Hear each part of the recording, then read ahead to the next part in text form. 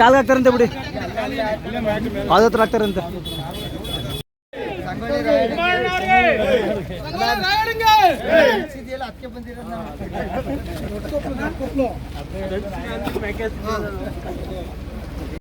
ಅವಧಿನಲ್ಲಿ ಈ ರಸ್ತೆ 2 ಬಾರಿ, ಹೊಳೆಯಿಂದ ಕುಡಿಯೋ ನೀರು, ನಿರಂತರ ವಿದ್ಯುತ್ತು.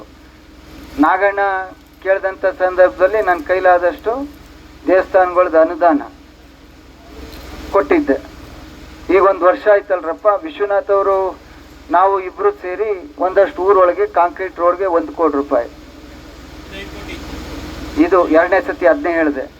ಈಗ 1 ವರ್ಷ ಆಯ್ತು, ಮುಖ್ಯಮಂತ್ರಿಗಳು ಸಿದ್ದರಾಮಯ್ಯನವರೇ ಅವರೇ ಎಷ್ಟು ಕೋಟಿ ಹಾಕವ್ರೆ ನಾಗಣ್ಣ? ಅರ್ಥ ಮಾಡ್ಕೊಳ್ಳಿ, ನಾನಿದ್ದಾಗ ಏನು ಕೆಲಸ ಮಾಡ್ತಿದ್ದೆ, ಈಗೇನು ಕೆಲಸ ಮಾಡ್ತಾವ್ರೆ, ದಯವಿಟ್ಟು ಅರ್ಥ ಮಾಡ್ಕೊಳ್ಳಿ.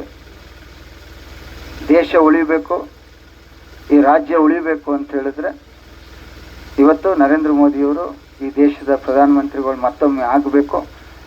ದೇಶ ಇದ್ದರೆ ನಾವೆಲ್ಲ, ದೇಶ ಇದ್ದರೆ ಜಾತಿ. ಇದನ್ನು ಅರ್ಥ ಮಾಡ್ಕೊಂಡು ತೀರ್ಮಾನ ಮಾಡಿ ಅಂಥೇಳಿ ಕೈ ಮುಗಿದು ಪ್ರಾರ್ಥನೆ ಮಾಡ್ತೀನಿ. ದಯವಿಟ್ಟು ಎಲ್ಲ ಹಿರಿಯ ಮುಖಂಡರುಗಳು ಇಲ್ಲಿದ್ದೀರಿ. ಜಗ